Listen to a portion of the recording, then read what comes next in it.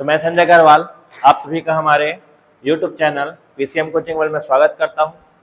और आज हम मनोविज्ञान की सबसे पहली कक्षा मनोविज्ञान क्या है इसे हम स्टार्ट करने जा रहे हैं। आइए देखते हैं कि मनोविज्ञान क्या है। तो जो मनोविज्ञान होता है, तो मनोविज्ञान क्या होता है? मानसिक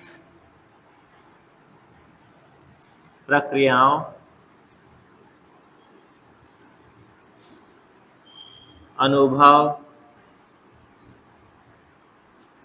व व्यवहारों का एक क्रमबद्ध अध्ययन होता है। अर्थात जो मनोविज्ञान होता है, तो मनोविज्ञान को हम लोग मानसिक प्रक्रियाओं, अनुभवों एवं व्यवहारों की एक क्रमबद्ध प्रक्रिया के रूप में परिभाषित करते हैं।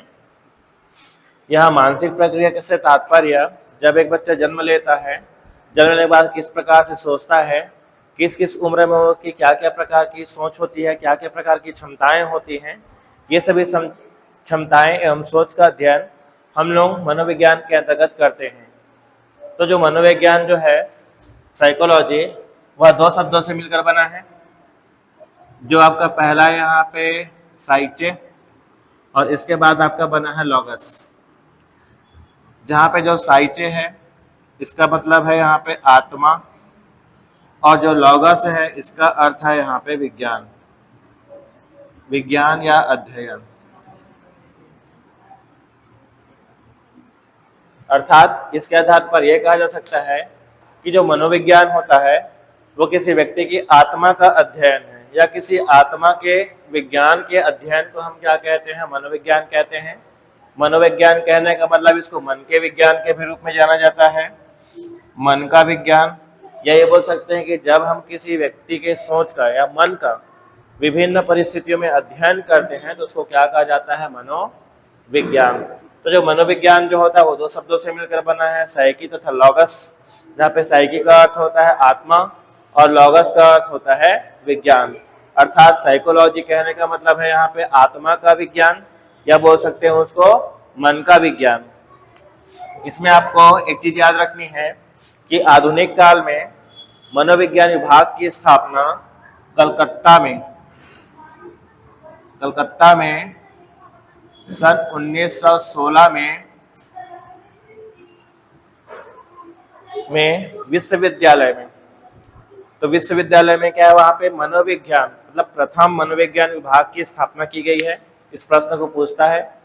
इसमें ये भी पूछ सकता है कि साइकी का अर्थ यहाँ पास क्या है, या लॉगस का अर्थ क्या है, मनोविज्ञान क्या होता है। अब आइए हम देखते हैं इसकी कुछ परिभाषाओं को।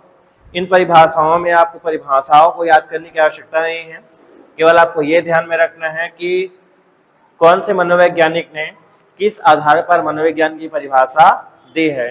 क्योंकि जब आपके सीटेट की परीक्षा में यह आएगा तो उसमें ऑलरेडी आपको परिभाषा दिया हुआ होगा। हमको केवल यह चयन करना है कि किस मनोवैज्ञानिक के मनोविज्ञान का क्या आधार हम देखते हैं देने का। अब मनोवैज्ञानिक में इनका आधार कि कौन से मनोवैज्ञानिकों ने क्या आधार माना है। मनोविज्ञान के भिन्न प्रकार की परिभाषा यहाँ पे दी हुई है।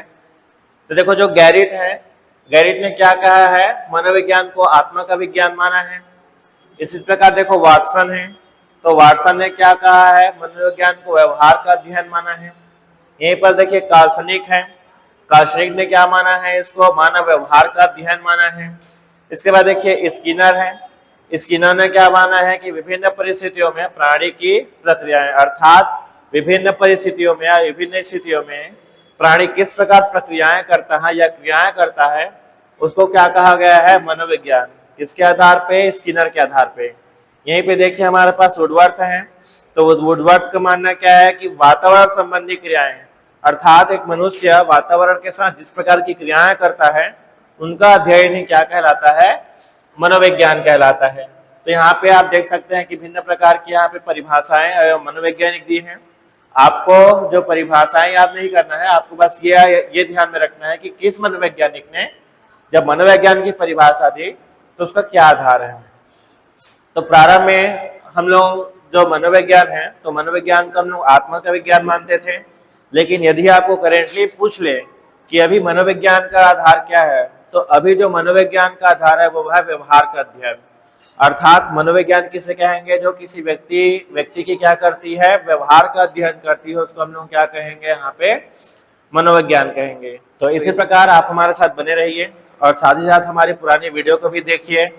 और कुछ भी यदि आपको कोई समस्या आती है, कोई डाउट आता है, अगर आपको कुछ पूछना है, तो इसके लिए आप हमें हमारे इंस्टाग्राम आईडी पर मैसेज कर सकते हैं, जो कि आपको वीडियो के अंत में मिल जाएगी।